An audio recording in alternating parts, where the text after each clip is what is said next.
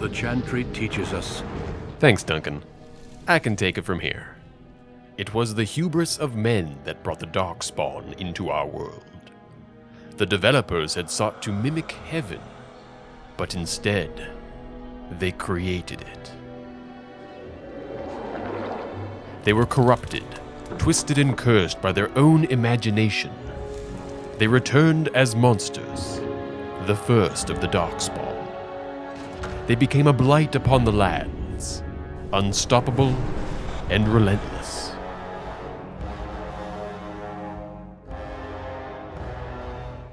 The Dragon Kingdoms were the first to fall, and from deep space, the Darkspawn drove at us again and again, until we neared annihilation. Until the Grey Wardens came, gamers from every race. Warriors and mages, barbarians and kings. The Grey Wardens sacrificed everything to stem the tide of darkness, and failed. It has been 4 centuries since that defeat, and we have kept our vigil. We have watched and waited for the developers to return, but those who we once called heroes had forgotten us. We are few now, and our warnings have been ignored for too long.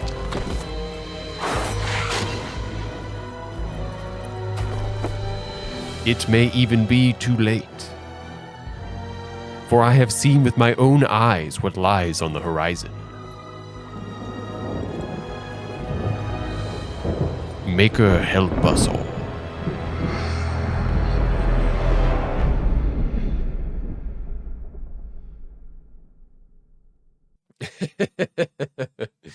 I'm not gonna lie. I have no idea what that had to do with anything. Hi, I do stupid shit for seemingly no reason, and I'm here to find out, can I beat Dragon Age Origins all by myself? Dragon Age is a party-based dating sim, disguised as an RPG. The whole game revolves around recruiting and having sex with your party members. And I thought, what if we just didn't? Dragon Age Origins takes a unique approach to character creation. As the title suggests, there is a substantial focus on the origin of the player character. Depending on your choices, you can start the game as a human noble, a Dalish elf, a city elf, a dwarven noble, a dwarven commoner, and a mage. Each of these choices involves a unique backstory, which you'll be required to play through before inevitably converging on the main story. This choice poses a unique challenge to our challenge. All by myself implies that I'm not allowed to have any party members. But each of the 6 origin stories eventually force someone into your party. Now, I knew from the beginning that I wouldn't be able to avoid this. BioWare games have been pulling this trick forever. And so I came prepared with a secret weapon. Console commands. Whenever the game throws someone into my party, I'll just use console commands to kick them out. Or so I thought. Let's cover each scenario briefly. Human Noble. Sir Gilmore comes to tell me that Scoob has broken into the larder again. I remove him from my party. I run over to the kitchen to find Scoob in the larder fighting rats. I remove him from my party. I return to my room, wake up in the middle of the night to find a man standing at my door and 2 soldiers waiting to ambush me. After dispatching them, I'm stuck. Without Scooby in my party to wake me up, the cutscene to continue the game has broken, and I'm softlocked. Dalish Elf. I remove Tamlin from my party. After fighting through the elven ruins to reach a strange mirror, nothing happens. Without Tamlin to be tempted by the mirror, no cutscene plays, and I'm softlocked. City Elf. It's my wedding day, and my friend Soros and I are both getting married, except, wait a minute, Soros got cold feet and ran away. Now wouldn't you know it, racism is alive and well in the city of Denerim. A human noble has come to the alienage to harass my and Soros' ex-fiancés, and without Soros to back me up, the dialogue quickly breaks, and I'm softlocked. Mage. It is my turn to take part in the harrowing, a rite of passage for every circle mage. I enter the Fade and meet an apprentice named Mouse who has failed his harrowing and been lost in the Fade. I promptly tell him that he is not welcome in my harrowing as he'd probably just fuck it up for me. After contending with a spirit to obtain a staff, I run into a sloth demon who is very convinced that he's going to eat me, just as soon as he's done taking his nap. Well, I don't have a choice here. I need to best the sloth demon in an epic riddle duel for the right to teach Mouse how to turn into a bear. I promise you, I am not making this up. After schooling the sloth bear on the art of riddling, I kick Bear out of my party and move to confront the demon of this realm on my own. Without a giant bear to tank for me, the demon is a formidable opponent, but I eventually take him down with my magical prowess and superior tactics. And if you didn't already see it coming at this point, without Squeakles McBear to congratulate us on our victory, we softlock. Dwarven Noble. Now we're talking. After much debate and boring politics, I am tasked with venturing into the deep roads. As a noble, it would be improper to take on such a perilous journey without at least 3 bodyguards. But once we arrive at our destination, I quickly give them all the boot. After dispatching what feels like the most enemies of any origin by myself, I enter the tomb of Paragon Iduken. My quest? To retrieve the shield of Iduken from his sarcophagus. And how do I open the sarcophagus? I need to stand on 3 different dwarf-sized pressure plates at the same time. Shit. Dwarven Commoner. Do you even care about the story at this point? Me and my buddy Lesky gotta go beat someone up. But guess what? If Lesky doesn't come with me to beat the guy up, the game softlocks. So, what did we learn from all that? Console commands are cheating?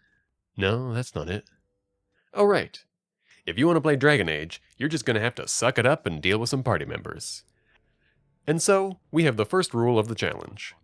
Where possible, and without using console commands, avoid party members at all costs. If you are required to take a party member with you, you must A. Remove them from your party as early as the game will permit, and B. Never use them for anything other than the bare minimum the game requires before removing them from your party. With that rule in mind, it's time to pick a path. I'm looking for the path of least resistance here, so the Dwarven Noble is out. Forcing my party members to physically stand on pressure plates? That's just too much for me. I won't do it. And as far as I'm aware, the other origins are all interchangeable. As in, they all require me to break the rules to the same degree. We gotta have people in our party, but all we need them to do is stand there and not touch anything, Tamlin! Alright, that's it. The Dalish origin is out. I don't wanna hear it. I was gonna let myself pick whichever origin I wanted, but Tamlin went and fucked it up for everybody. Now, as much as I'd like to do the human noble origin, it is also one of the most egregious offenders, requiring 3 separate companions to join your party. And as overpowered as mages are in this game, the mage origin requires me to coordinate a brilliant heist escape mission with 2 of my friends. Ew. Which leaves the city elf and the dwarf commoner. And based solely on the fact that dwarves get a 10% passive resistance to magic, I choose the dwarf. To be clear, that's not a 10% reduction in magic damage. That's 10% of all spells cast on me do absolutely nothing. Oh, and I forgot to mention this, but we're going to be playing as a rogue because we can't play as a mage, and warriors suck. It's time to create our hero. I do apologize for the monstrosity I'm about to create.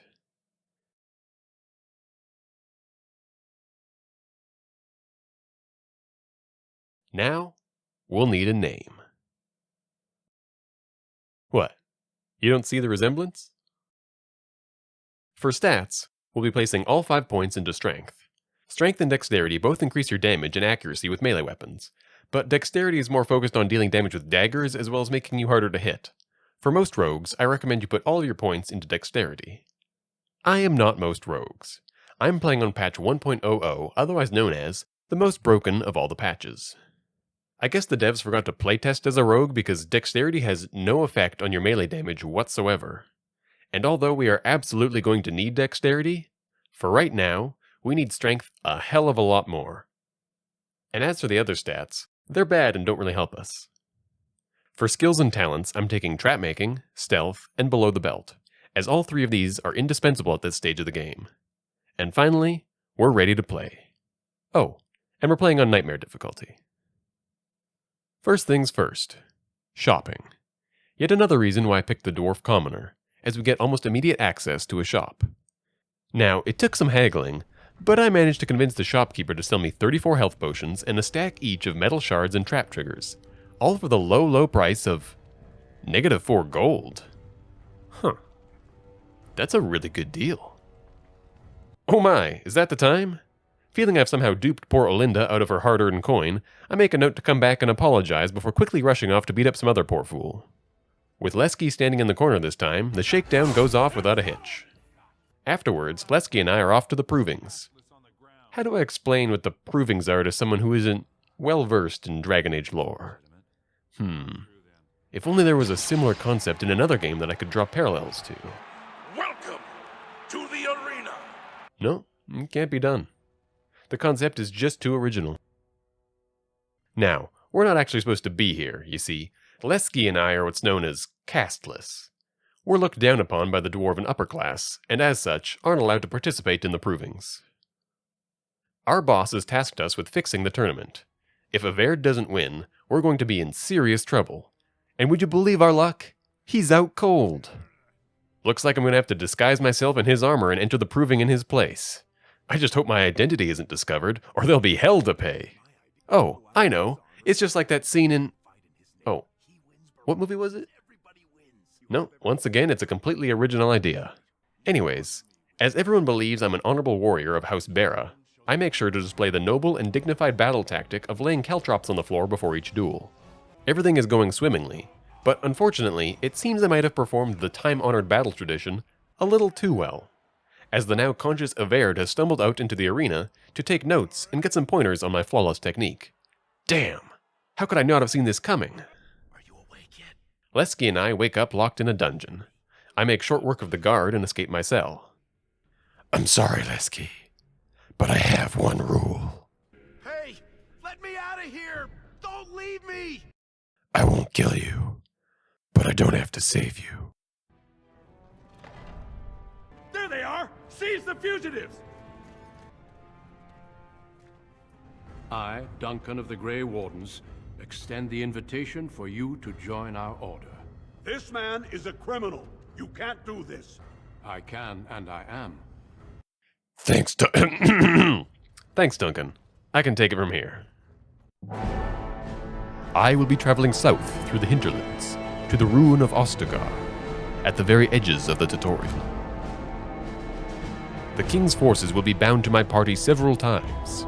Here is where the bulk of my allies will show themselves. There are only a few companions within Ferelden at the moment, but most of them are here. This blight must be stopped, here and now. If they spread to the rest of the game, my quest will surely fail. Oh there, Duncan. King Kalen. I didn't expect Ostagar marks the first point in the game where all the origin stories meet up. From this point onward, our origin will be mostly irrelevant. Here, we'll be meeting our first permanent companions, and I do use the term permanent loosely, as I will be trying to ditch them as soon as possible. Our first mission is to meet Alistair, a fellow Grey Warden, and that's all you need to know about him because he is not going to be with us for very long. We also meet Davith and Sir Jory to prepare for the joining. We've been tasked with gathering vials of Darkspawn blood for the joining ritual, as well as some old treaties. The treaties are unrelated to the ritual, but boy are we going to be glad that we're the ones who were tasked with retrieving them. We're going to be venturing into the Korcari Wilds. For story reasons, I can't remove anyone from my party, so they'll just have to wait here. To make up for my lack of party, I opt to use a bow along with some cleverly placed traps to aggro the enemies one by one. After acquiring the necessary blood, it's time to take a short detour. By traveling back to Duncan with the blood and without the treaties, we can turn in half of the quest for some experience. Again, and again, and again, and again. Now that we have a source of infinite experience, I should probably talk a bit about levels and experience. Leveling up in this game is automatic. Fundamentally, it's the same leveling mechanic as Knights of the Old Republic, but with one key difference. Don't worry, there's still a beautiful flash of light and a wonderful sound that I will never get tired of. But where in Knights of the Old Republic you have to manually click the level up button to gain those sweet, sweet life points and make the little number go up, in Dragon Age, the dev said, to hell with it. Nobody's going to notice that we defile a core gameplay mechanic that we've included in all of our other games up to this point. Oh, I noticed. Why the hell do you think this video wasn't titled, "Can you beat Dragon Age Origins without leveling up?" Did you think I would just abandon a critically acclaimed template that brought joy to a generation? I wouldn't do that. I'm not EA. This one's for the fans. Can you beat Dragon Age Origins without leveling up? No. Wasn't that obvious? Alright, I guess I could indulge you a little. You need 2,000 experience to reach level 2. Gaining experience is unavoidable, so we've got to beat the game before that happens. To beat the game, we need to defeat the final boss to trigger the ending cutscenes. The final boss of the game is the only enemy in the game that doesn't grant experience, so we just need to reach the final boss room before we get 2,000 experience. There are 4 main quests in the game, each granting you well over 2,000 experience for completing. Luckily, literally none of these quests are required for completing the game. But in order to skip these quests, we need a companion named Sten to glitch ourselves out of bounds. Sten is found in Lothering, which we can only reach after completing the main quest in Osgard, which, among other things, requires us to hand in the treaties, which, oh, wouldn't you know it, grants 2,000 experience. So no. No, you can't. Now, where was I? Ah, yes. Leveling and experience. We're going to be using this quest reward, Oversight, to reach level 7. Why level 7, you ask? I don't know. Seemed like a good idea at the time. Before long, I reach an old Grey Warden outpost and... Well, well. Shit. What have we here? Are you a vulture, I wonder, or merely an intruder?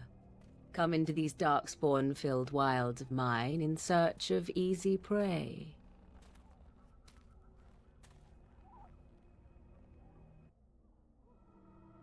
This is Morrigan, our second companion, an unscrupulous apostate, and one hell of a fox. She remains the main reason Dragon Age Origins is still one of my favorite games of all time, and she will always have a special place in my heart. I just wish that place wasn't a Morrigan-sized hole that she carved out with a knife. Every couple of years when I come back to play this game again, I always tell myself that Morrigan isn't going to get me this time, that I'm not going to fall for her again. But she always does, and I always do. Except this time, she won't get me. She can't get me, because there won't be a her from which to get. I'm just gonna walk right up to her and say, What say you, Scavenger or intruder? oh god, she's looking at me. Don't panic, just stay calm and act casual. And for the love of God, don't keep staring at her. I have watched your progress for some time. Where do they go, I wondered? Why are they here? You there, dwarf. I like you. With Morgan continuing to pluck at the heartstrings of the crater she left in my soul, she brings me back to her place to meet her mother. Greetings, mother. Oh, come on! With the treaties in hand, I return to Duncan to receive my reward. Your eternal reward. Wait, Duncan, why are you saying it like that? I've had the Circle Mages preparing. Oh, Duncan, don't forget about the treaties we We Grey Wardens pay a heavy price to become what we are. Duncan, are you sure you don't want... With the blood you've retrieved, we can begin the joining immediately. Alright, I'll just hold on to them for now, but someone more senior in the Order should really be handling these. Alistair, take them to the old temple. It is finally time for the joining where I and my fellow recruits will become true Grey Wardens. We prepare ourselves for the ritual and...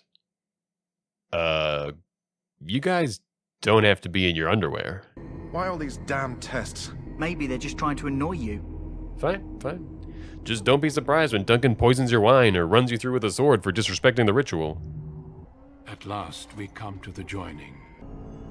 Davith, step forward.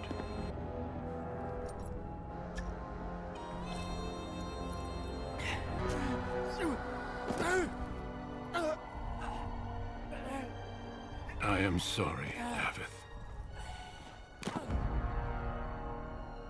Step forward, Jory. There is no turning back.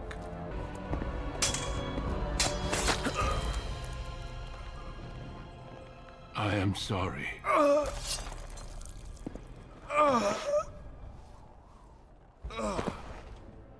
But the joining is not yet complete. You are called upon to submit yourself to the taint for the greater good.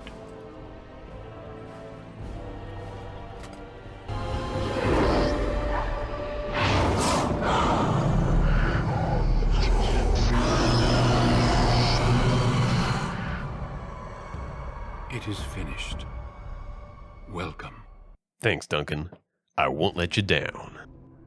As the sun sets around us, so too does cold set into the hearts of men. We must prepare for battle. The Darkspawn will be here soon. Alistair and I have been given the enormously important task of lighting the fire that will signal the bulk of our army, hiding in the forest, to charge in and flank the Darkspawn horde. You know, I probably should have mentioned that Alistair won't actually be helping me. This seems like a vital part of our strategy, and it would be a shame if we lost this battle because we only sent one dude to light the beacon. Oh well, too late to bring it up now. The tower, it's been taken. Oh, fuck. Oh, fuck. After putting everyone in a timeout, let's do this.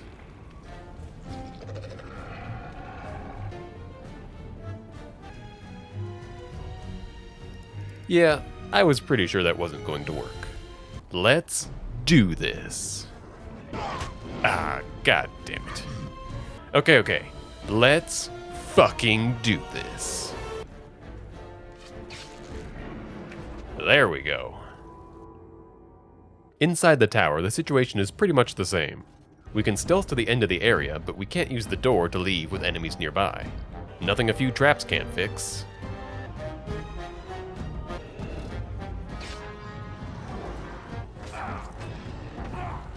Nice. The second floor is much the same, as is the third. Now, before we head up to the final floor and fight the boss, I just want to take a moment to warn you for what's about to come. If you haven't played Dragon Age before, please, go play it right now. I could try to explain all the beautiful minutiae of this now 15-year-old masterpiece, but it will never be the same as experiencing it for yourself. I don't want to spoil the game for you, but I will if that's what it takes to get you to play it. Now, with that said, it's ogre time.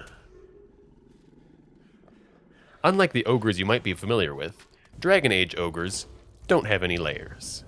They are one solid, 10-foot tall layer of smack your fucking ass into the ground. There's not much else we can do here but hope that the ogre chooses not to attack my party. I've never bothered learning how aggro works in this game, but I'm pretty sure if they don't attack, he'll just focus me. And even though the gamble pays off, this fight is far from ogre.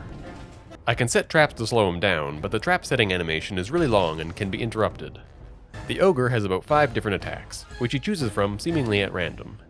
There's the backhand, which knocks you backwards, the ram, which knocks you backwards, the smash, which also knocks you backwards, the punch that doesn't knock you backwards, the rock throw, which creates an area of effect that knocks everyone backwards, and the grapple, which incapacitates any party member and deals damage over time. The only real strategy we have here is to run around in circles, hoping to create enough distance to lay a trap down. But the best you can hope for is a chance to lay a trap down without getting interrupted. And if you do manage to get the trap down, you can lure him into it, dealing 50 damage and having a chance to stun. But don't get too cocky, because that stun barely lasts long enough to set another trap.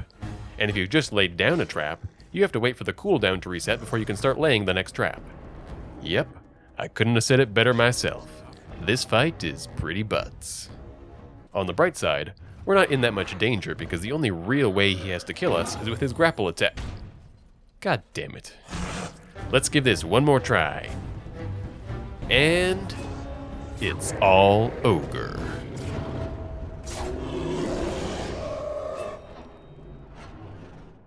Whew.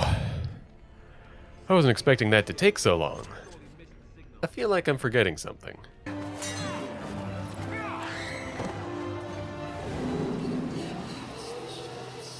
Oh shit! Shit! Alistair, light the signal fire! Come on, light the fire, man! Right. The challenge. Fucking Alistair, man. I do everything for him and he's upset at me. Don't worry, Duncan. I can take it from here. We're gonna get this fire going stat. Just gotta find my matches. There we go, Duncan. We got the signal fire lit. Duncan? Duncan! What? You didn't think I was serious?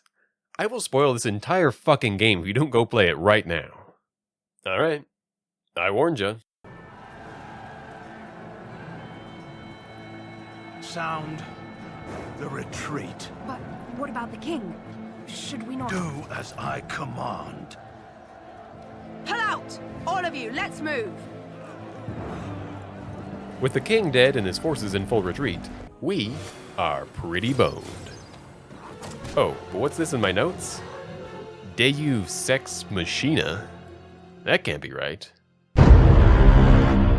As it turns out, Morrigan's mother swooped in on the back of a dragon and rescued us. Don't believe me? Here, I'll have Morrigan explain it to you. Mother managed to save you. On the back of a dragon. She forgot to mention that part. She.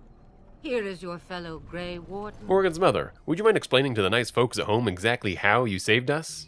I know a bit of magic, and it has served you both well. Okay, you can't just gloss over the fact that you swooped in with the back of a dragon.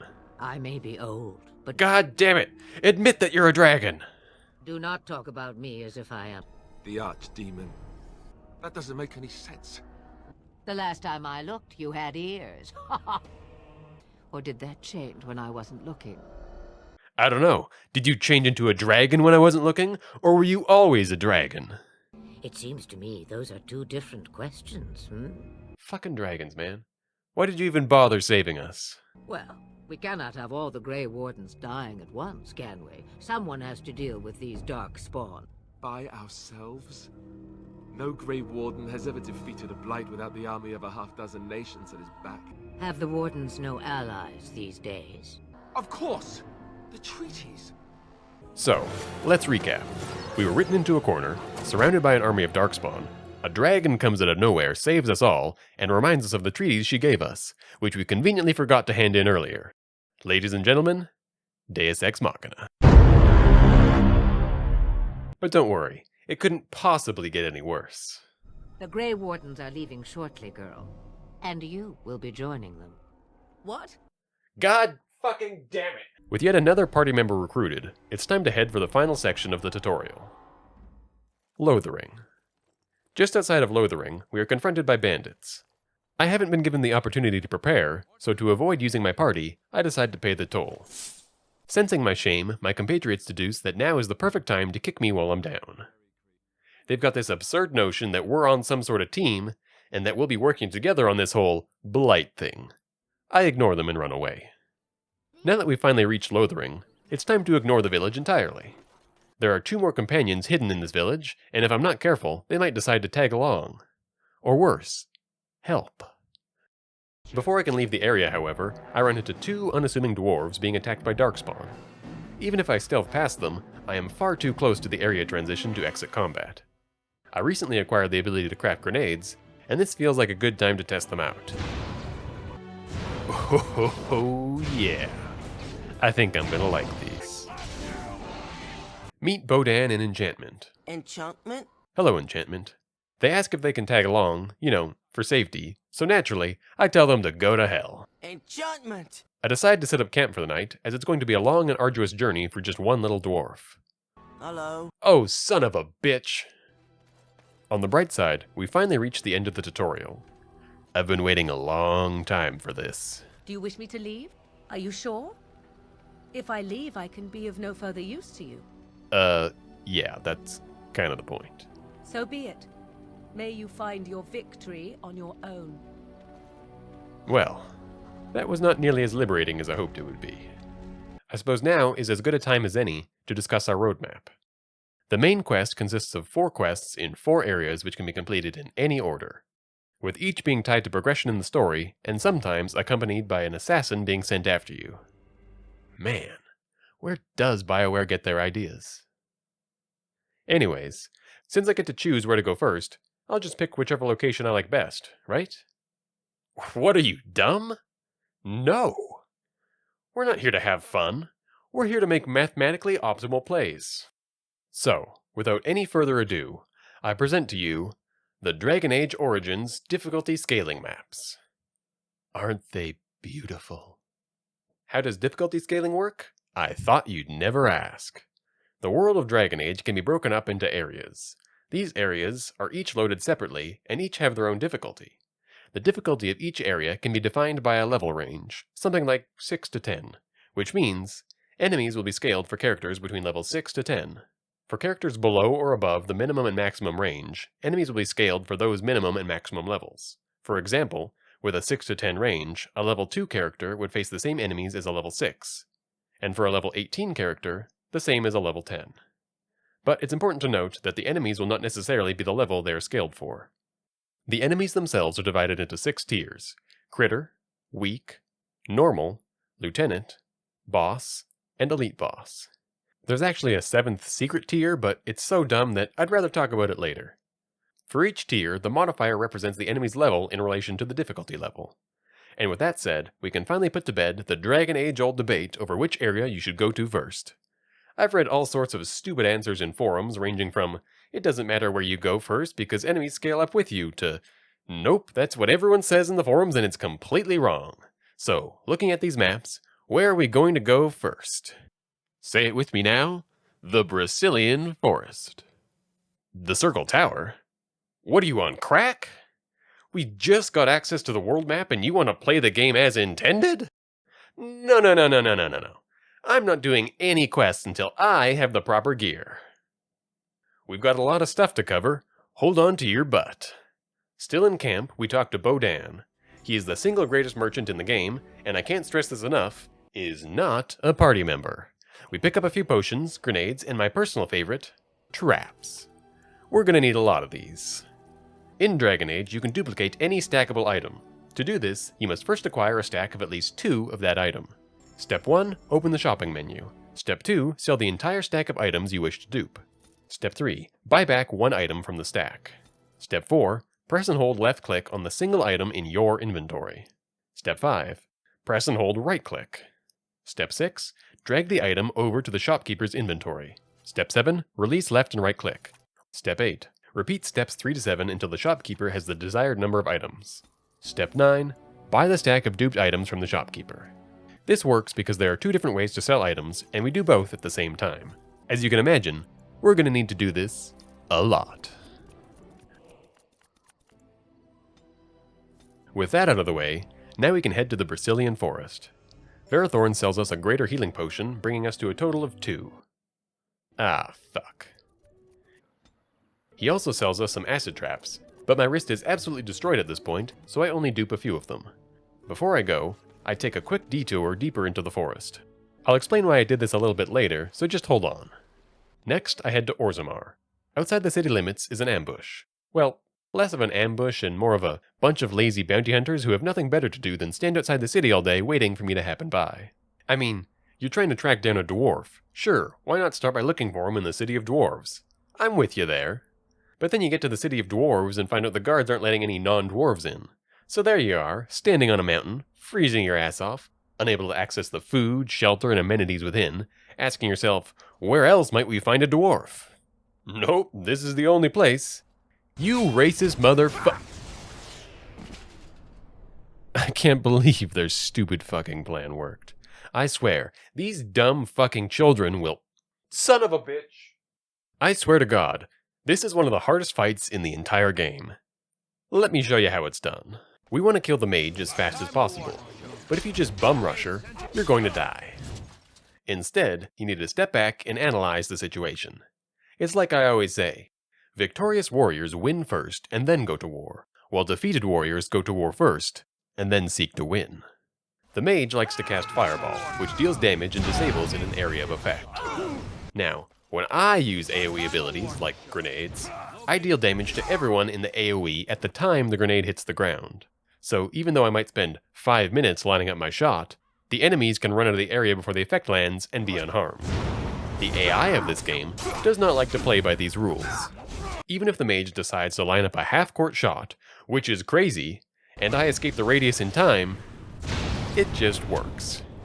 God, I wish Todd Howard worked on this game. So instead, I opt to hide behind a pillar where the mage doesn't have direct line of sight.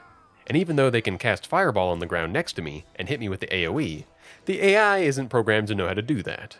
After all, it's more important to outthink your enemy than to outfight him. I can now kite the warriors into my traps and fight them on my own terms. Unfortunately, they're still a little too strong for me to fight on my own. But never fear, the opportunity of defeating the enemy is provided by the enemy himself. I'm not sure why I just said himself there, as the mage is in fact a woman. Seems kind of misogynistic. Like the sort of thing you'd read in an antiquated book written by an old man whose ideas are long outdated. Oh well, why dwell on the past, right? Anyways, the mage, wanting desperately to cast her broken fireball spell, runs down the hill to gain line of sight and cast fireball.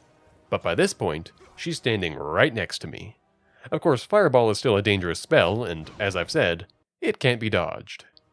But I believe it was Sun Tzu who said, when the enemy has a mage that won't stop casting fireball, just resist that shit and throw acid in her face. Damn, Sun Tzu. Learn to read a room. I'm sorry, guys. I did not know he was going to be like this when I wrote this joke. When we finally reach the gates, the guards won't let me in because I'm not a real dwarf. Any dwarf who chooses to walk topside chooses to be excluded. Ah, classism. Racism's older brother. Don't worry, I grew up on the streets. I think I know how to grease the wheels of dwarven bureaucracy. Wait, look at me. You're the brand who dishonored the proving. Ah, shit. You better not let some pissant in after refusing Logain's messenger. This is not looking good. The Wardens killed King Kalen and nearly doomed Ferelden. Their sworn enemies... Well, guess it's time for a Hail Mary. Open sesame? Grey Warden, you may pass. What? I demand that you execute this stain on the honor of Ferelden. Okay, well I don't think that's called for. Kill each other as you will. Time to show this asswipe who's boss. Lies and slander! I don't care if you're the king's wiper, but take your sodding fight off my doorstep. Enemy approaching! You can just resist a trap? Oh, I took damage. Not really who I wanted to trap, but...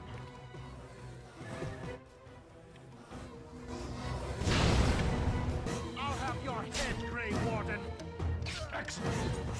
GG.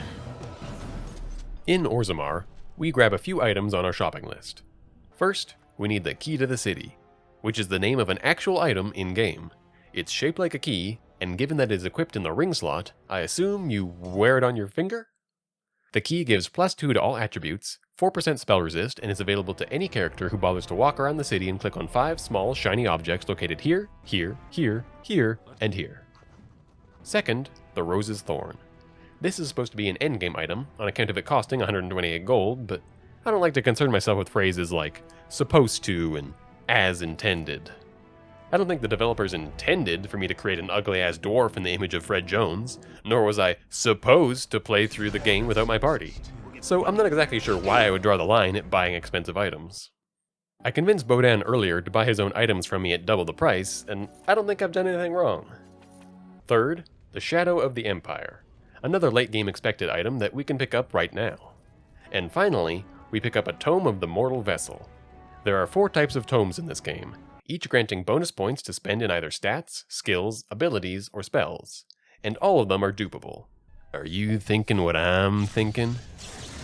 We should probably ban the duping of attribute, skill, and talent points. After all, on version 1.00 they hadn't patched the attribute glitch yet, which means I could have been duping my stats from the very start of the game, and duping stat points trivializes the challenge, but more importantly, my wrists hurt. So, we'll write that down as rule 2, and move on. Consulting our map, looks like it's finally time to head to the Circle Tower. I know. I berated you for thinking we would go to the Circle Tower first, but it was a trick because we actually went to the Brazilian Forest, and I owe you an explanation. Well, as we've already established, enemies level up with you. But they don't level up when you do. They only level up when they spawn in for the first time.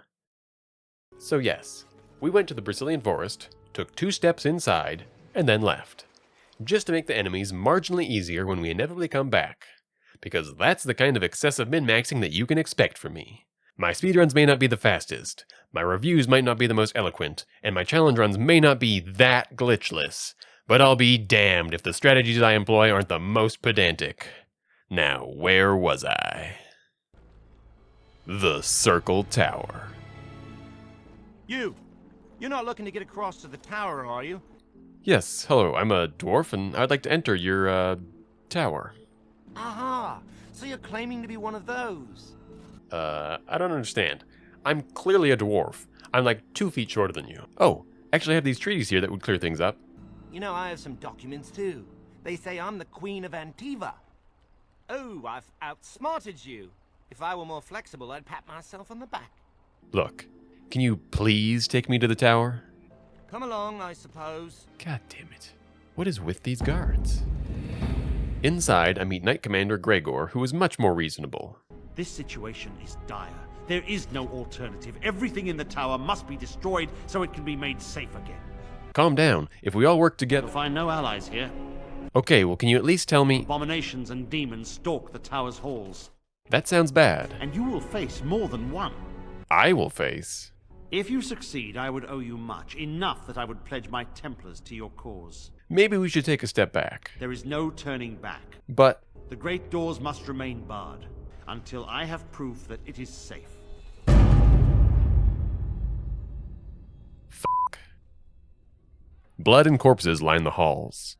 Walking along the empty corridor, my footsteps echo through doors hanging open into the now lifeless rooms these mages once called home. The door at the end of the hall is closed. It stares at me, unfazed by the carnage that has marked these halls. A dark presence emanates from beyond its solemn gaze. A great evil lies beyond this door. A companion. I must tread carefully.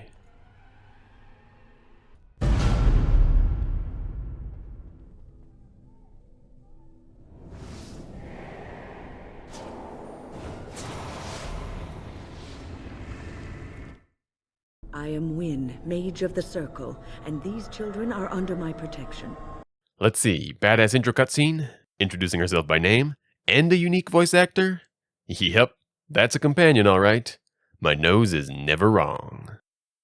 So Gregor thinks the Circle is beyond hope. They abandoned us to our fate. If they invoke the right, however, we will not be able to stand against them. I just need to get into the tower and kill all the demons so the Templars will pledge themselves to my cause. But I don't want any self-righteous, entitled mages throwing themselves into my party in a misguided attempt to ruin my challenge. Do these children deserve death too? Will they die by your hand? Look, lady, nobody's killing nobody. I'm here to kill demons. Now, if the children are all demons, that's a different story, and we can talk about that. Stop, right there.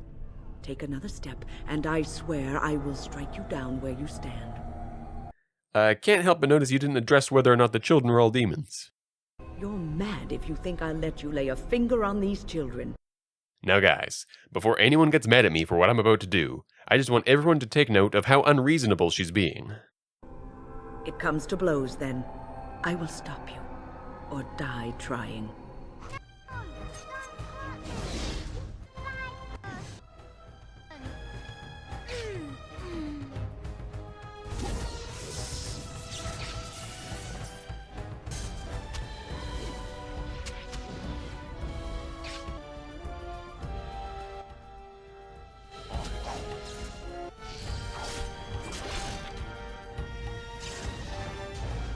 Now we were all witnesses to that. Not only did I not harm any children, but I'm pretty sure they were also demons. But on the bright side, Wynne is dead. The challenge is safe. Given that the tower is one of the lowest level areas in the game, the enemies don't pose much threat to me and my late game gear, even if I am by myself. As a result, I managed to not use any traps, all the way up to the sloth demon. Scoob? Rowdy? Did he just say, sloth demon? Ruh-roh. Hold on. That's not the right character. We need to set a trap. But why? Aren't you tired of all the violence in this world? You deserve a rest. The world will go on without you.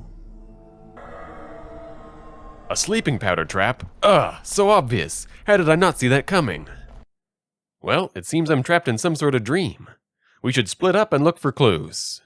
You do that, Fred. In the meantime, I'm going to explain to the good folks at home just what the actual fuck is going on. Welcome to The Fade. I showed you the Fade earlier, but I never explained what it is. Imagine another world, adjacent to our own, but filled with magical creatures, supernatural beings, and demons. But yet, the Fade is so much more than that. It's really an unrivaled bastion of creativity flowing directly from the mind of the developers. A place so original and unique that it would be nearly impossible to fully put into words what exactly it is. Who am I kidding? It's basically like every other alternate dimension in fiction. Heaven, Hell, Narnia, the Land of Oz, Oblivion, Jurassic Park, Looneyland, the Mirror Dimension, and wherever the hell Cyclops gets his laser eyes from. You get the idea. The Sloth Demon has trapped our sleeping mind in his personal realm within the Fade. This realm encompasses a small cluster of islands connected by pedestals. These pedestals act as gateways between the islands, allowing all manner of demons to roam freely while keeping any prisoners safely locked away. Normally, the islands in the outer ring hold your companions, who you'll want to rescue before making your way through the inner ring to confront the Sloth Demon on the center island. But I'll be damned if I brought any of those. To unlock the passage to the center island, we first need to defeat the demon's 5 lieutenants. Each lieutenant is hidden within one of the 5 inner islands. Together, these islands form a sort of grand maze with a rock-paper-scissors-esque puzzle, linking everything together. But this is the Fade. And in the Fade, they don't have rock-paper-scissors. No, instead we have something much more thematic to the Dragon Age universe. Rock-paper-scissors meet warrior, rogue, mage, and Burning Man. I'm not sure what class he represents. Now, the puzzle isn't very sophisticated. In fact, it's probably unfair of me to even call it a puzzle. Here's how the puzzle works. Mouse can move through mouse holes, Mage can teleport through mage holes, Rock can smash through rock holes, and Burning Man has a fiery asshole. But seriously, he's immune to fire. With this knowledge in hand, I'm able to quickly and efficiently dispatch the 5 demon lieutenants and unlock the inner sanctum.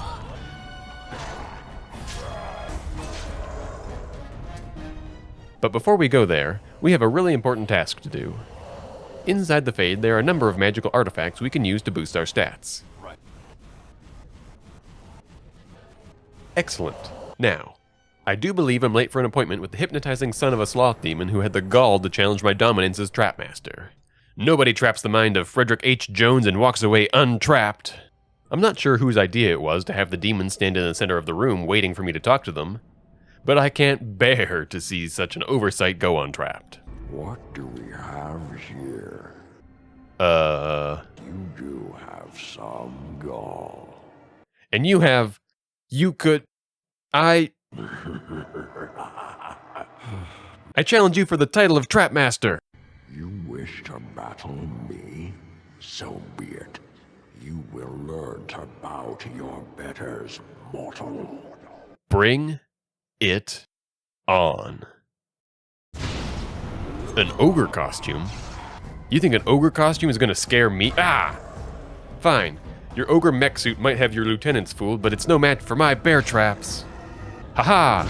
Now it's time to see who's behind that mask. A rage demon? Damn, I should have known. Luckily for me, I just so happen to be a Burning Man costume myself. Now, let's see who's behind that mask. An abomination? Of course, now it all makes sense. As the weakest and stupidest of all the demons, you needed a way to get all the other demons to respect you. That's why you put on that rage demon costume underneath your ogre mech suit. But I'm afraid your frail demon body that has nothing going for it other than it explodes when it dies is no match for literally any of the tools in my arsenal. Time to die, you son of a shade? I really ought to have seen that coming. Not to worry, there's no such thing as shades. This must be an elaborate illusion. An arcane horror? Of course. As the only floating demon, you are the only one floaty enough to pull off the shade illusion. Now, let's see who's behind that mask. I'm hurt. So very, very hurt. Oh. I honestly wasn't expecting that. Well, I'm all sick of demons now. We can pack up and go home. Right? Nope. That wasn't even the final boss. There are a bunch more demons, whom I want nothing to do with anymore, so instead, I just sneak past. Nah, I'm just kidding. That literally never works. Oh, and don't mind the man hiding in the shiny cylinder. I really don't know what's going on in there, and I definitely don't want to explain it to you. So, I dispose of a few more demons and head upstairs. After all, what's a few demons between friends when you don't have any? Now, there's this guy called Uldred. He's performing some scary ritual, and I really wish the resulting boss fight was more interesting because if it was, I'd actually bother to explain what's going on here. Seriously, this fight is real lame. He starts with 3 abominations, and then he gets another abomination, and then he gets another abomination. I mean, like, tell me you used up all your good ideas on the demi-boss, without telling me you used up all your good ideas on the demi-boss. I mean, he looks cool, it's just that he's dead. Like, sure, he had a frost spell that was really annoying, and the game gives you a magic scroll that I don't even know what it does, and I killed him, he's dead. I didn't even do anything interesting. I threw some caltrops down, threw some grenades at him, and manned up. Oh, I just looked it up, and I think you're supposed to use the magic scroll on him when he makes the big white glowy stuff appear on people. Like, I can't confirm that because the wiki doesn't even say it, and the boss is so easy that I never even needed to bother figuring it out, but I'm pretty sure that's what it does. Also, Uldred's dead. Did I mention that already? The first enchanter is pretty pleased with the whole situation, even though I came here to kill him, and any other mages and demons still alive here, but I guess the game forgot? Like, I honestly don't know how you're supposed to do the Templar side of this quest. That was my whole plan. I was going to side with the Templars because it lets me avoid Wynne as a follower, and then as an added bonus it means Irving should also be dead, which means he also can't help me later because he's not supposed to do that. And I thought it would be cool if, as an added bonus, I managed to skip as many optional allies as possible, but I mean, whatever. This makes no sense. I guess that means canonically all those children, which I totally didn't kill by the way, and the other mages, including Wynne, were all demons. Oh! Now it all makes sense. Wynne is a demon, and I did nothing wrong and can move on to the next mission without any guilt whatsoever. Hell yeah! Orzammar. I don't believe I explained why the guards didn't want to let us in earlier, and I'm not about to start now. I've been tasked with assassinating Jarvia, the newly elected leader of the very same criminal underground I was working for when I got into this whole mess. Come to think of it, I never really took the time to properly explain what happened back then.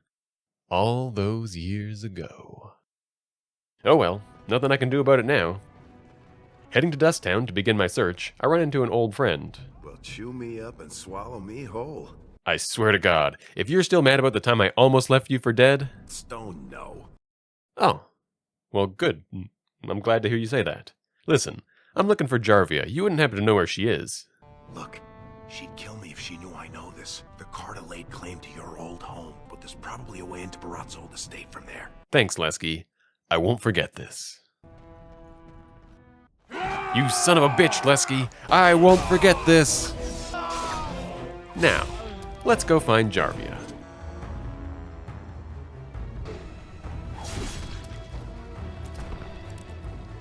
Jarvia! Oh, hi, Lesky. What are you doing here? If it isn't our little runaway, come back to finish the job? Lesky, get out of here. I'll take care of this. When you taste my steel, think of vengeance. Jarvia is the first boss of the Dwarven questline, and as such, isn't much of a challenge. At the beginning of the fight, Jarvia and Lesky are standing in the middle of the room with a pair each of archers and assassins standing to either side. To defeat them, run around the melee fighters, grouping them into a small cluster which you can exploit with your many, many grenades. Oh, by the way, we've got like 4 different grenades now. Try to keep up.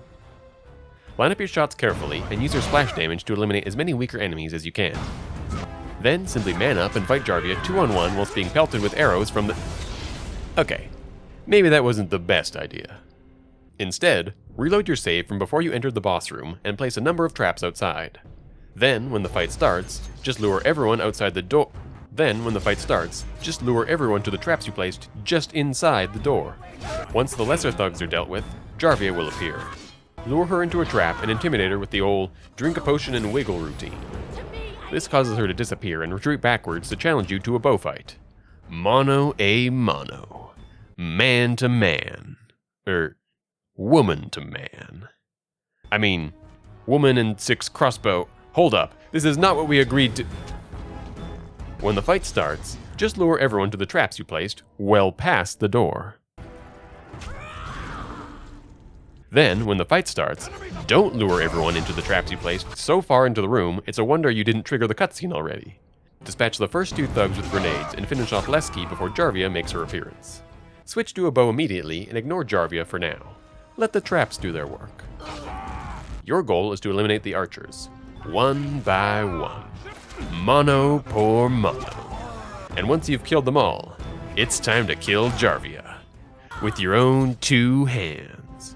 Duchos handos. Requiescat in pace. If single-handedly eradicating the entire Dwarven underworld wasn't enough, now I'm tasked with finding Bronca, a Dwarven paragon who led her entire house on an expedition to find the Anvil of the Void, never to be heard from again. And where did she take them? The Deep Roads. But we can't go there just yet. We have one little stop to make. Hello, Oghren. I can't believe I'm about to say this, but get your ass in my party. Oghren is the only one who knows where to find Bronca. We need him to join our party so we can travel to Caridin's Cross. And that is literally all we need him for. Oghren, I've waited literally 10 seconds to say this to you. Get the fuck out of here. Caridin's Cross. Now, despite what I may have led you to believe, damn near everything in Caridin's Cross is optional. And I opt to not do just about everything. Orton Tig. According to Oghren, this was Bronca's last known location. If we don't find her here, there should be some clues as to her whereabouts. I say as if I don't already know she was here, she has left, and where she was going. But Fred doesn't, and it's important to the story. If Fred is going to figure it out, he's going to have to read the journal she left behind, which is right here, conveniently placed behind all those scary enemies. Inconveniently, Fred is actually an ardent arachnophobe, who frustratingly forgets how to read if he senses any corrupted spider queens in the area. And wouldn't you know it, there's one right over there. Damn you, developers! Clearly, we need to kill that spider. But we can't just go rushing in there. No, this is the Spider Queen's nest, complete with cobwebs, egg sacs, and of course, more goddamn spiders. Our best chance at survival will be to lure the queen away.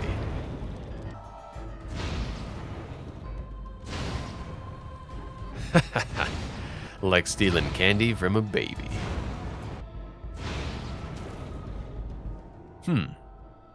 This is going to be trickier than I thought.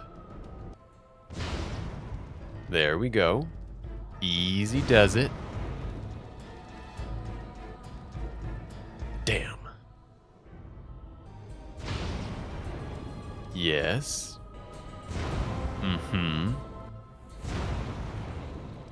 Okay, that's far enough. Taste the wrath of...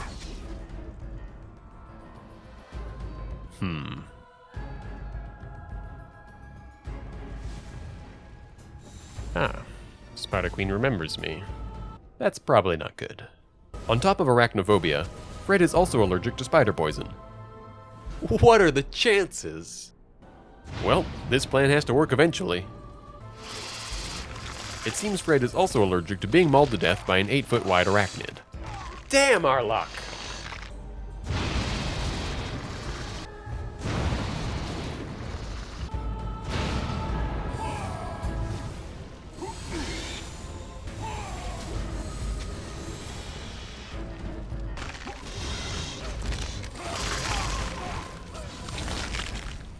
It occurs to me that we might have gotten lucky on our first attempt.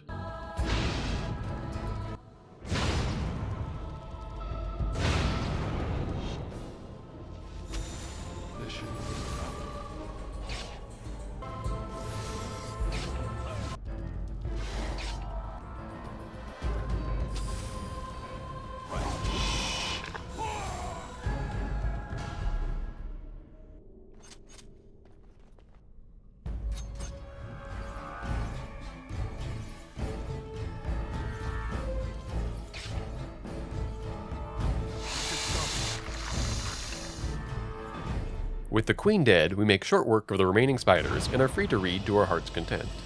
There are many intriguing passages, but none more intriguing than the one that led us to... the Dead Trenches. Come on, Fred. We got up today and we put on our big boy pants. It's just a couple thousand bloodthirsty demonic spawns of pure evil. Besides, I'm sure at least half of them are vindictive old men in Halloween costumes just trying to make a quick buck scaring away the local teenagers. There's nothing to worry. Oh, shit. That's the Archdemon. No, we're f***ed. This day just keeps getting better and better. First I gotta deal with Oghren, then a spider made me forget how to read. I don't see how this day could get any worse. I mean, I'd have to run smack dab into what's it called?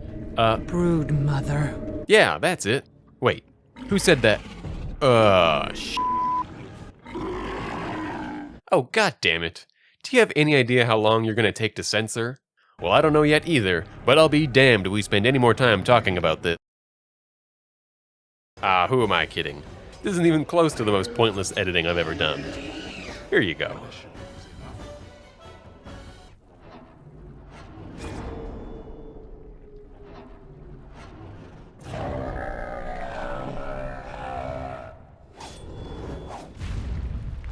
Well, I can't put it off any longer. It's time to go to the Anvil of the Void. Ooh, I just got shivers. Upon entering the Anvil of the Void, a large metal barricade crashes into the ground behind us, blocking our escape. To make matters worse, Oghren has managed to shoehorn his way back into my party. Damn, we're trapped. Is what I would say if I were a lesser man.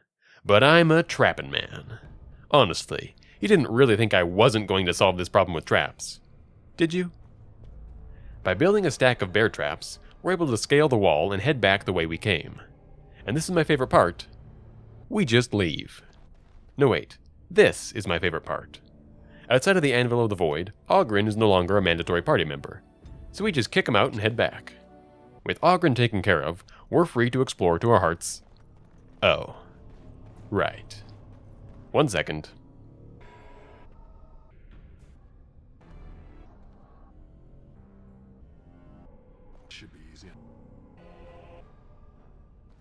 We're free to explore to our heart's content. I know some people might be upset at me for skipping the enemies again, but hear me out. Even if I did kill them, which we all know I could, there's no way I'd have time to explain to you how I did it, so get off my back.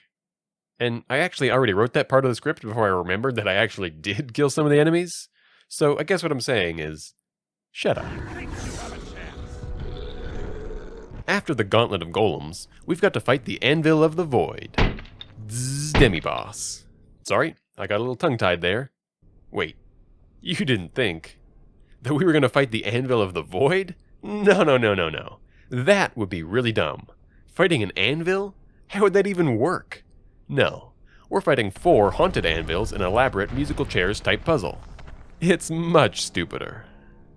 Now, I've played this game many times, and not once have I ever figured out how this stupid fight works. Is what I would say if this time I didn't finally figure it out. Turns out, it's actually a lot easier with one person. Here's what you do. Dispatch the first spirit and activate the anvil next to it. Rotate clockwise. You can fight this spirit or don't, it's going to despawn before you can kill it. Kill the next spirit that spawns and activate the anvil. Rotate clockwise. By now you'll notice that the eyes of one of the faces are bleeding. You'll want to kill this next spirit as soon as possible and activate the anvil. With this final activation, the bleeding face dies. From now on, only 3 spirits will remain. Rinse and repeat for each face until all 4 are dead. Only the Anvil of the Void remains. With the boss coming up, we have a very important choice to make. How many traps should we place before starting the fight? Because I was thinking 11 should do it.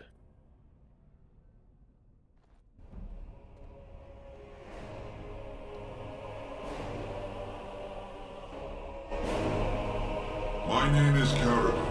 Once, longer ago than I care to think, I was a paragon to the dwarves of Orzammar. If you seek the anvil, then you must care about my story. Nope.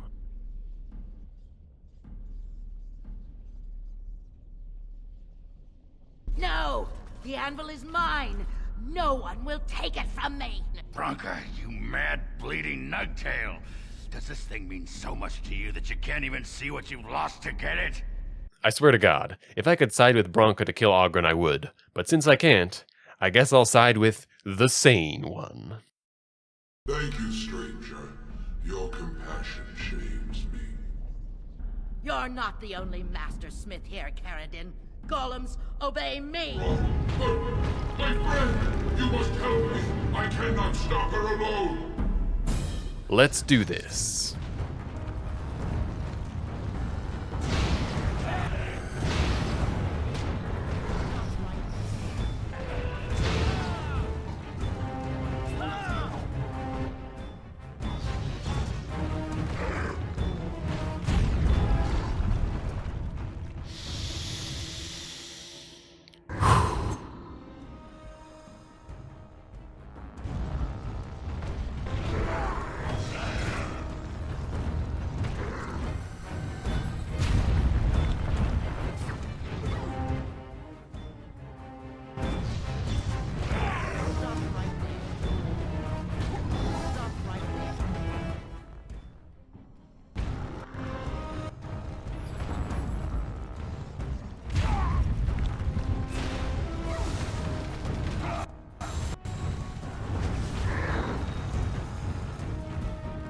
Brace yourselves, there's a lot more where that came from. What? You didn't think I'd let you go this whole video without a montage, did you?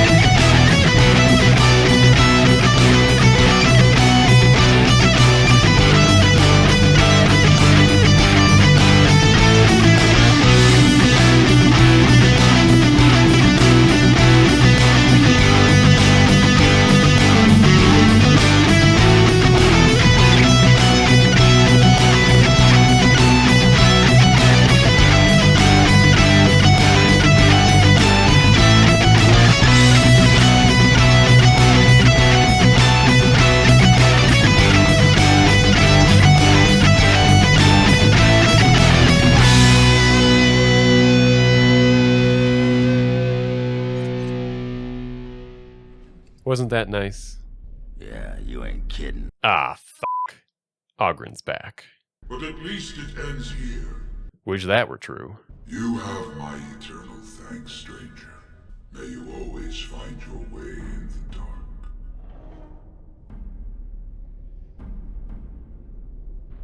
Well, that was a pretty good lore dump. That pretty much beat the sod out of how I imagined it. You ready to head back yet and share the news? I just have one thing left to do before I go.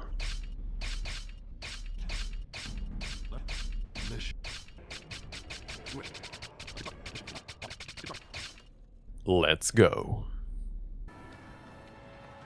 Oh, thank the Maker. We need help. They attacked the wagon. Please help us. Follow me. I'll take you to them. Right. 'Cause this isn't a trap.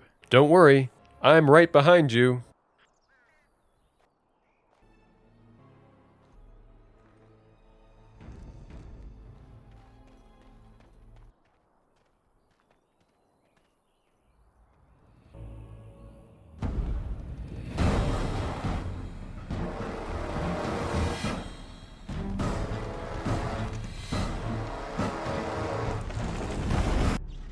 Oh, not again. My traps. Fine. I guess we'll just have to do this the old-fashioned way.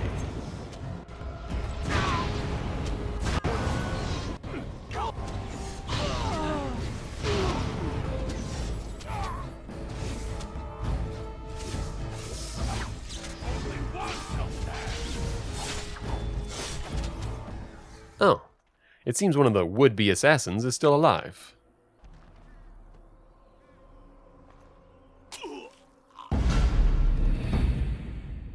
Well, that takes care of that.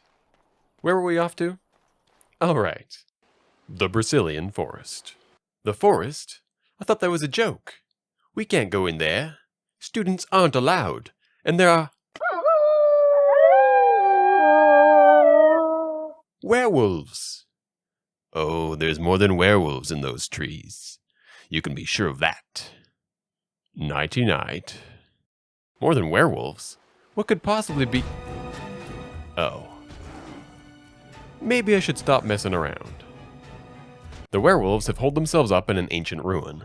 To reach the werewolves' lair, we must first clear the upper ruins of undead, spiders, and an arcane horror. Not to be confused with the sloth demon that took the shape of an arcane horror, this is just a regular arcane horror. Once in the werewolves' lair, things are going to get substantially trickier. You see, werewolves are like spiders, and spiders are like ogres. And of course, as we all know, ogres are like onions.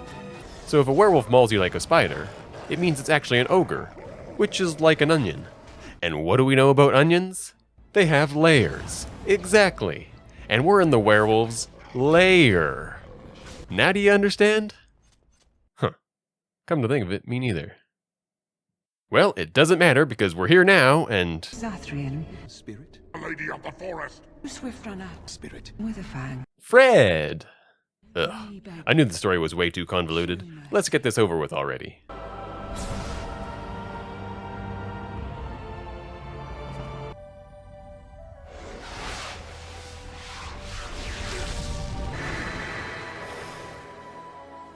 What? The boss fight was really easy and boring, okay? Having used all the Grey Warden treaties, we've recruited a vast army of dwarves, elves, and mages. But the Darkspawn horde measures at least 5,000 and is led by an archdemon. We need one more person. Hello, little brother. I know. I thought I was going to go with the Ocean's 11 reference too. To recruit Arl Eamon, we have to find the Urn of Sacred Ashes. Rather than trying to find Eamon to explain this to us, we're going to head straight to Haven in search of the urn. The urn lies in a temple on top of the mountain guarded by a dragon cult. The leader of the cult is actually a super nice guy, and we come to a very reasonable agreement. He and his followers agree to stand around like a bunch of idiots, and I promise to make their deaths quick and painless, which is honestly a really good deal. Inside the temple, we're confronted by the plot of Indiana Jones and the Last Crusade. It is not my place to decide your worthiness. For our first trial, it's time to play Guess That Riddle! Here's how to play. In the next room, there are 8 ghostly spirits. Each ghost has a riddle for you. Guess correctly, and you're one step closer to opening the door. But guess wrong, and you'll have to fight a bloodthirsty ash wraith. For each riddle, you'll be given a choice of 4 answers. But there's a twist. If you don't spam escape through all the dialogue, thereby skipping the riddle and requiring you to guess based solely on which answer sounds the most riddly, you'll be forever known as a total bitch. Yes. As you can see, I'm pretty good at this game. In the next room, there's somebody here you simply must meet. Now, am I pronouncing this right? Mr. Lesky? You're not Lesky. I watched him die. Oh, I'm not. Just a memory pulled out of your head, huh? Or cheap parlor tricks to conceal your true identity, Lesky. Goodbye, my friend. Yeah, that's probably a good idea. We really don't have time for this. Now, some of you at home probably know what's coming. And no, I'm not talking about Shadowfred. Nobody cares about Shadowfred. I'm talking about the leap of faith. And I know what you're thinking. But Jehovah starts with an I. Oh wait, no. I'm getting some wires crossed here. That's right, we've got to solve the ethereal bridge puzzle, where you need your party to stand on the correct pressure plates to activate each section of the bridge and ferry one party member across. I don't know how I got those two mixed up. So, you're probably wondering just how the hell we're going to solve this by ourselves. Well, fun fact, if you enter the area without any party members, the game spawns 3 ash wraiths to help you solve the puzzle. But last time I checked, using ash wraiths is still against the rules. So, we're going to solve this problem like we've solved every other problem before it. Traps. You have proven yourself worthy, Pilgrim. Approach the sacred ashes. We need to get this back to Arl Eamon before it's too late. Did I mention he's dying? 'Cause he's dying. No, they really didn't try to hide it. Dun-dun-dun, dun-dun-dun, bum-ba-dum-bum, bum-ba-dum-bum-bum. We're here. I'm going to go ahead and save us all some time. Redcliffe is under attack by the undead. They're coming from the castle, and we need to go in there and stop them because Arl Eamon's in there, damn it. And if there's anything I've learned in my life, it's that one small, insignificant little man really can make a difference. Inside the castle, we learn that Arl Eamon's son, Connor, is possessed by a demon. To save Connor, we need a mage to enter the Fade and slay the demon. Shit. Well, looks like we're gonna have to do this the old-fashioned way. There must be some other way. Don't kill my baby. made me. What? With our army finally assembled, it's time to travel to Denerim and call the Landsmeet, an assembly of lords and ladies from across Ferelden, some you might recognize, and many others whom I've never even mentioned. This should be interesting. We still have no evidence this is a true blight. The South has fallen, Loghain. Will you let Darkspawn take the whole country for fear of Orlais? The blight is indeed real, Wolf. But do we need Grey Wardens to fight it? Are you seriously asking that? Tell us, Warden. How will the Orlesians take our nation from us? How? Howe was responsible for himself. What are you talking about? You would attempt to put a puppet on the throne. I believe I can speak for myself. Ah! Here we have the puppeteer. Oh my god, I'm so confused. Indeed, my brother tells a very different tale. But you know that. You were the one who murdered him. I don't even know anymore. It is you or me the men will follow. Let us fight for it. Sure, fine, whatever. Prepare yourself.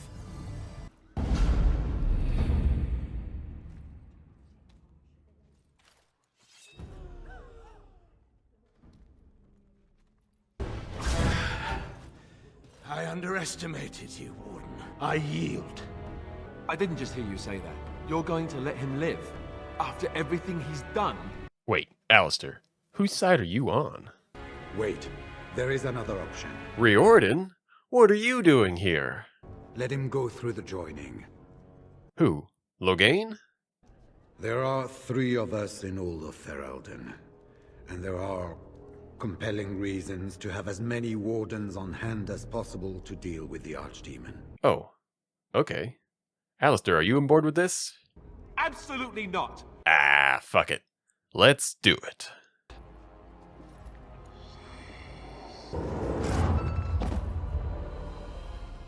The army will be marching south to Redcliffe to confront the Darkspawn horde.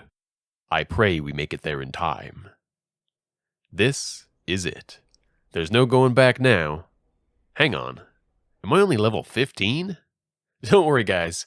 I'll be right back. As you can imagine, being deprived of it for so long, leveling up is a delicacy for me. And I'm not sure this is a good idea. On one hand, if I reach level 25, I'll be so high level that the enemies won't be able to scale with me anymore. But on the other hand, traps deal a fixed amount of damage, so the more health my enemies have, the more traps I'm going to need to take them down. Guess there's only one way to find out. With our experience secured, maybe we can finally take a minute to talk about our build. I'm sorry I didn't cover this earlier, but I'm really not used to this whole leveling thing. For attributes, I needed at least 20 strength to wear my best armor, and 36 dexterity to unlock all talents. As for the rest of my points, I placed them all into cunning. With the lethality talent, my cunning can be used in place of my strength for determining damage. On top of that, cunning increases armor penetration, making it the most efficient stat for raising damage. For skills, I've taken Master Herbalism, Poison Making, Tactics, and Trap Making. As if there were ever any doubt. For my talents, I ended up going in several directions. I specialized as a bard and an assassin. I'm not a fan of the assassin as there is an enormous emphasis on backstabbing, which is particularly difficult when you're the only one in the party. But the passive bonuses seem marginally better than those of the duelist, and the ranger class is for filthy cheaters. As a bard, I learned Song of Courage, which gives a bonus to attack, damage, and critical chance based on cunning. In the rogue tree, most of the talents are absolutely useless. Combat movement and coup de grace both make backstabs easier, but not in a way that helps me. Evasion, which offers a 20% chance to dodge attacks, seems good on paper, but what it doesn't mention is that some of these dodges will have an accompanying dodge animation that interrupts your attack animation and lowers your overall DPS. Lockpicking is pointless for rogues with 70 or more cunning, and honestly, just as pointless for rogues who don't. But stealth is good. In the dual weapon tree, I eventually took both the top and bottom paths. Our build is focused on sustained abilities which tie up a percentage of our stamina pool. As such, we don't have much stamina left to perform activated abilities. The key talents here are the first 3 dual weapon passives, dual striking, and momentum. And I suppose we'll give dual weapon sweep an honorable mention for being a low-cost activated ability for quick bursts of damage in an area. Oh, and I did also invest in the archery tree, 1, because I can, and 2, because you never know what you're going to run into. Anyways, since we're prepping for the final battle, we might as well get all our gear together. I've amassed 100 soul rock grenades, 250 acid flasks, 100 fire grenades, 100 freeze grenades, 100 shock grenades, 150 potent health poultices, 200 greater health poultices, 200 health poultices, 100 lesser health poultices, 20 of every poison I could get my hands on, 30 of every greater salve, 50 acidic grease traps, 50 choking powder traps, 50 sleeping gas traps, 20 poison caltrop traps, 70 overpowering lures, 100 soul rot traps, 300 fire traps, 200 acidic traps, 100 shock traps, 100 freeze traps, 20 shrapnel traps, and 500 large claw traps. Will it be enough? I'm not joking. I genuinely thought I might need all of these traps. We'll get there. Don't worry.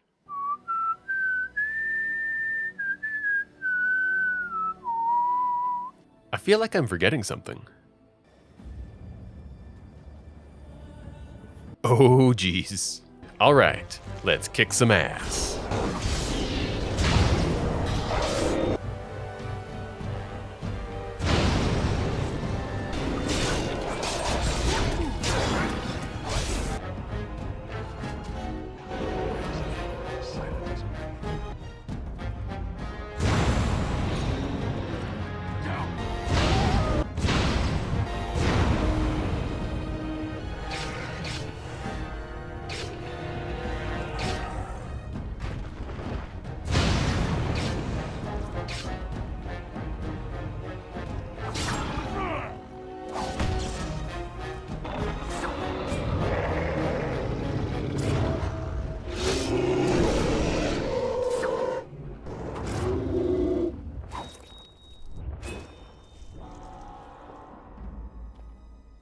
My lord, you're here.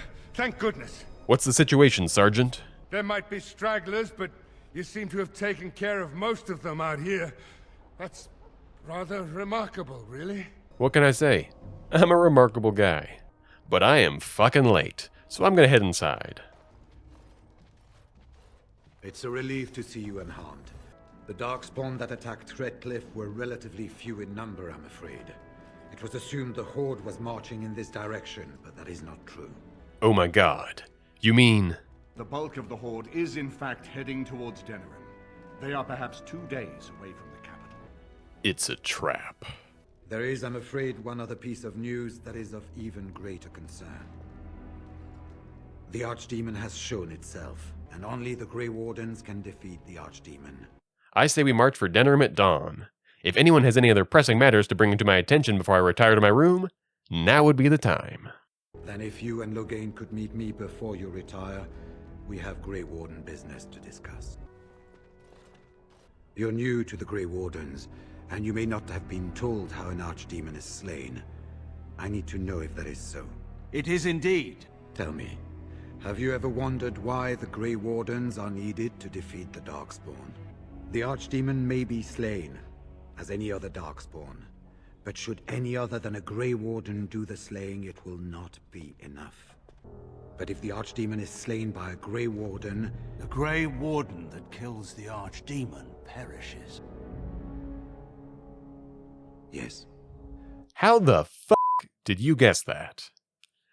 The essence of the Archdemon is destroyed, and so is the Grey Warden. It is the only way. Then it should be me. It warms my heart to see such courage. The deed falls on you. But enough. I will let you return to your rooms.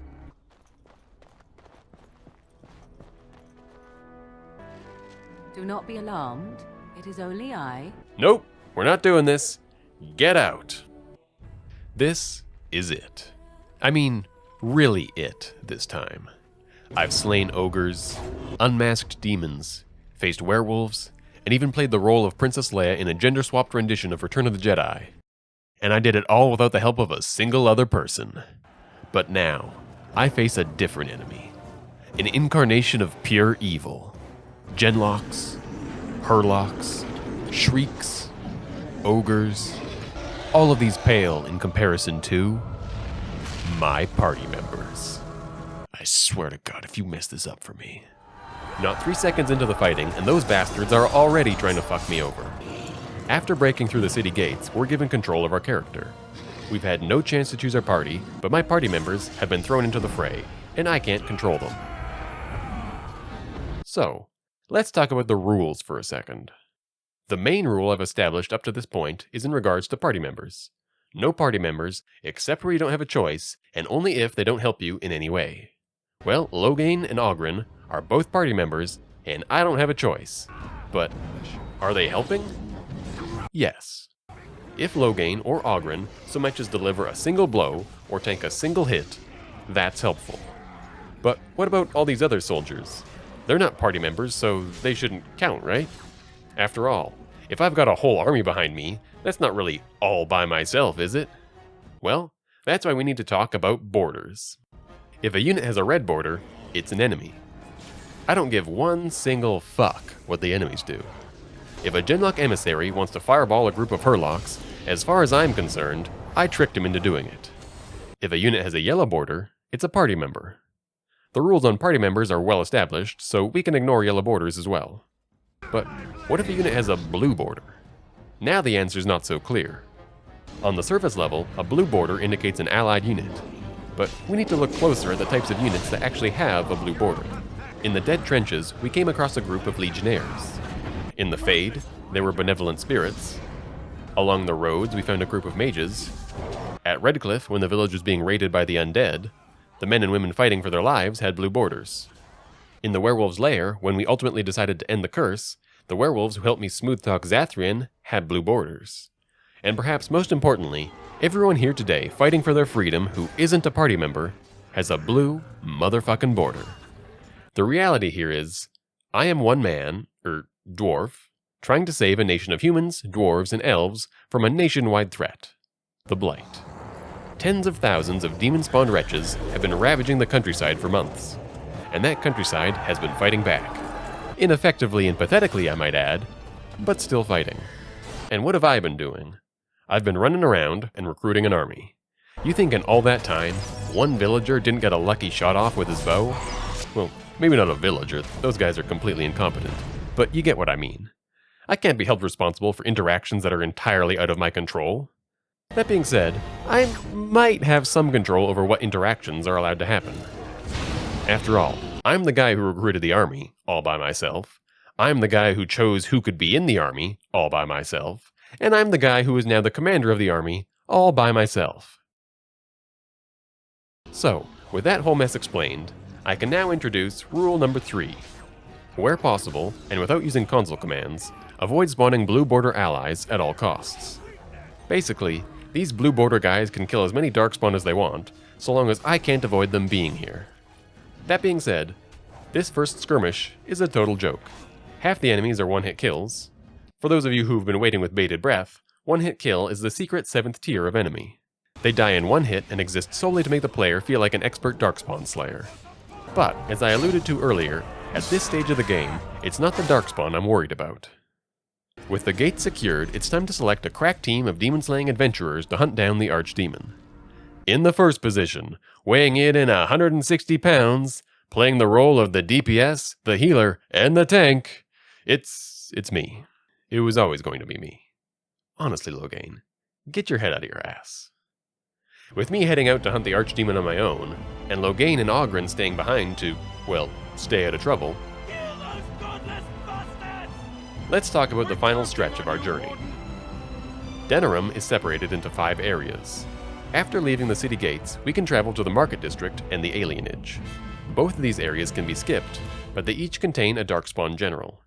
By killing them now, amongst their soldiers, they won't be present in the final fight against the archdemon.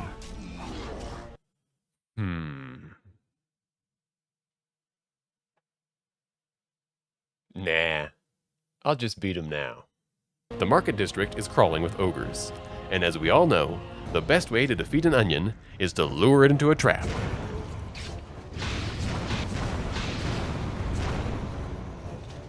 And with all those spiders taken care of, I can kill the Hurlock General with ease. When I reach the alienage, the Horde is seconds away from breaking down their barricades. I have just enough time to lay some traps before the gate is breached. By keeping my distance, I'm able to slowly pull small groups of Darkspawn and dispatch them one by one. However, there are still a lot of Darkspawn, and I end up falling back to my traps to avoid being mauled by a ravenous werewolf. With the generals dead, my victory against the Archdemon is all but assured.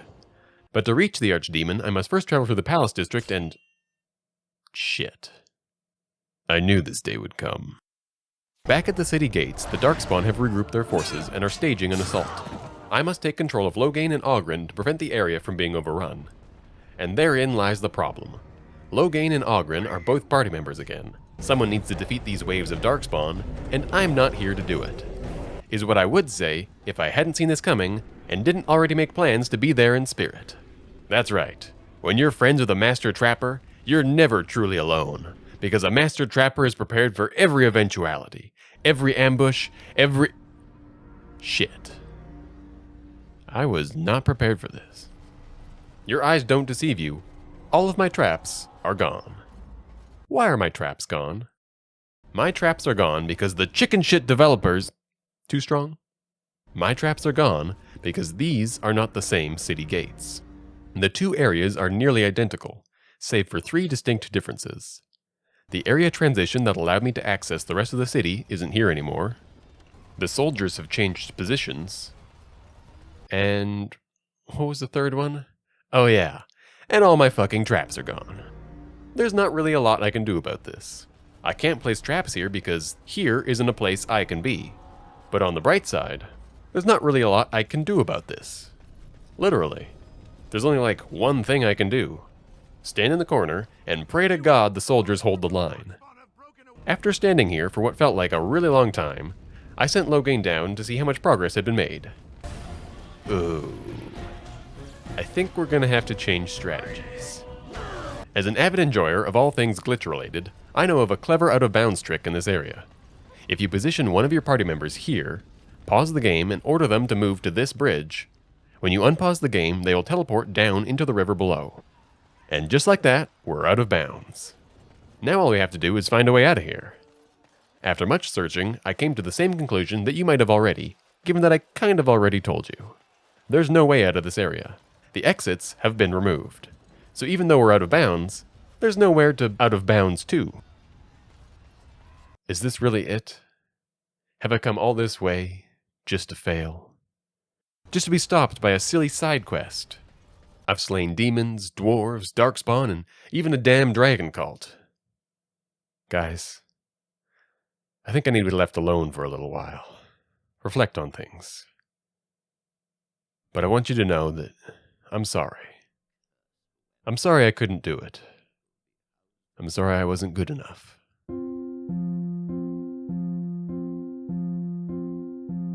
I've only begun. I never needed any stun, and laying traps was just for fun. I'm on my own, thinking of all the enemies I've sown. And when I booby trap their home, mix their coffee with acetone, caltrops on the porcelain throne, trapping all by myself. Tired of hiding all by myself behind the door. Trapping all by myself, setting bear traps all by myself, while you snore. My foes are never lured, some traps so tiring to procure, and my poisons are never pure. I feel so immature.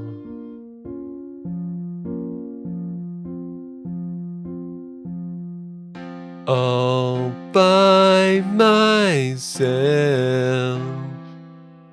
I'll just keep trapping all by myself. Trapdoors.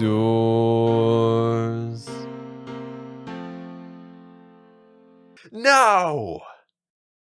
This can't be it. I didn't spend 10 hours duping traps so I could give up. There has to be a way. There's got to be something I overlooked. Let's look at what we know. We can't fight the Darkspawn because that would be cheating. My party isn't allowed to help. But if they don't help, then all the soldiers die. They can't leave the area, but I don't know, can we somehow avoid this area? Surely the speedrun doesn't bother with this garbage. What would speedrunners do? As it turns out, speedrunners don't bother with this area. They skip it altogether. But there's a catch. The reason speedrunners are able to skip this area is because by the time they reach the final battle, they only have 3 total party members. Yes. And when they take all 3 party members with them, the game just skips past it. That seems pretty simple. Of course, that means I'd have to take Logain and Oghren with me all the way to the end of the game. And I'll be fucking damned if I take either of those 2 nerf herders with me to the final battle. I'm gonna do this all by myself. And there's really only one way to make that happen. We must fight to run away. I'm not really sure what else to say here. On my very first attempt, I ran around the battle hoping to strategically aggro enemies, or didn't need to. I don't know what I did, because not one single enemy aggroed onto me, attacked me, hell, even looked at me funny. I didn't do a damn thing except run around like an idiot. Like, it was not close. Moving back to our protagonist, we finally make it to the Palace District. By strategically using traps, stealth, and a bow, I'm able to slowly whittle away at the Darkspawn. And with the Palace District cleansed, there's just one place left. Fort Drakon. I'm not quite sure how this structure is architecturally sound, but hey, sound or not, we've got to fight our way into, through, and up the many rooms, corridors, and floors of the now demon-infested tower.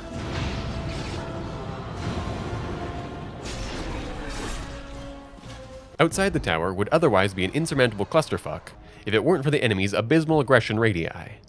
One by one, we extinguish the existence of each and every enemy.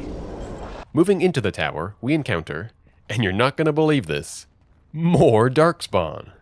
Our first challenge is a Genlock Conjurer.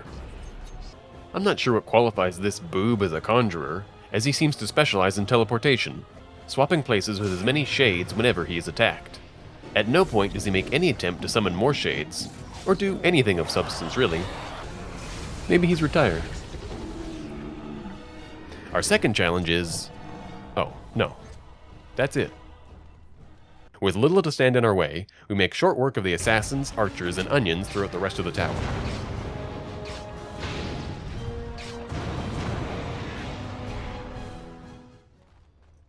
We're here.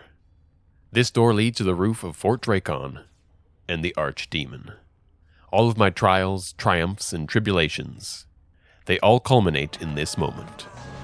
Everything will be decided, here and now, in a death match to the death. Just the Archdemon and me. Thousands of traps, hundreds of hours, dozens of poisons, poultices, and salves, and a case of carpal tunnel in each wrist from all the duping.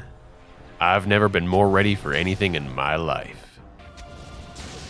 By baiting the Archdemon onto this platform, I'm able to escape to the nearby terrace.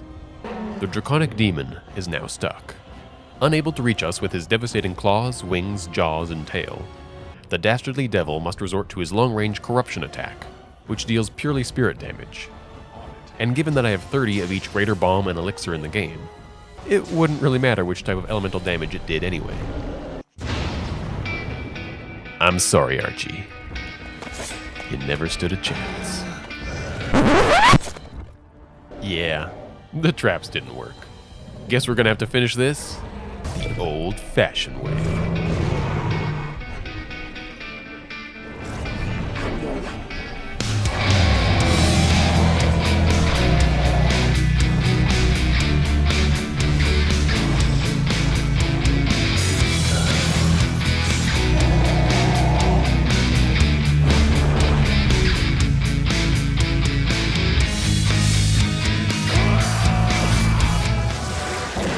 And with that, the Blight has ended. The Archdemon destroyed. I pass now into history, to be remembered with the great heroes of the Dragon Age. I can't think of any right now, but finally, we have an answer to the question. Can I beat Dragon Age Origins all by myself? Yes. Yes, I can. My friends. Thanks for watching.